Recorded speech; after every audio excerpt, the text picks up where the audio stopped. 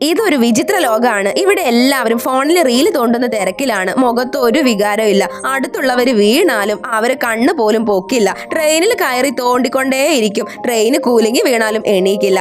ഏത് നേരം നോക്കിയാലും ഫോണിൽ തന്നെ. ഒരു ദിവസം ഒരു അച്ഛൻ അവരുടെ 5 മക്കളുമായി ട്രെയിനിൽ കയറി. സ്റ്റേഷനിൽ എത്തിയപ്പോൾ ബാക്കി എല്ലാവരും ഇറങ്ങി. പക്ഷെ ഏറ്റവും ചെറിയ കുട്ടി സെൽഫി എടുക്കുന്ന തിരക്കിലാണ്. സ്റ്റോപ്പ് എത്തിയ കാര്യം അറിഞ്ഞതുമില്ല. അവൻ പെട്ടെന്ന് ചാടി ഇറങ്ങാൻ നോക്കി. പക്ഷെ അപ്പോഴേക്കും വാതിലടഞ്ഞു. കുട്ടി വാതിലിന്റെ ഇടയിൽ കുടുങ്ങുകയും ചെയ്തു. ഒറ്റ മിനിറ്റ് കൊണ്ട് ഒരു വലിയ അലാറം മുഴങ്ങി. സാധാരണ ഒരാൾ ഓടി വന്ന് രക്ഷിക്കുമല്ലോ. പക്ഷെ ഇവിടെ ചുറ്റുള്ളവരൊന്നും ചെയ്തില്ല. അവർ ക്യാമറ ഓണാക്കി പട്ടാപ്പകൽ കുട്ടിക്ക് ട്രെയിനിൽ വെച്ച് സംഭവിച്ചത് എന്ന് പറഞ്ഞ് ക്യാപ്ഷൻ ഇട്ട് പോസ്റ്റും ചെയ്തു. കുട്ടിയെ സഹായിക്കാൻ ആർക്കും മനസ്സില്ല.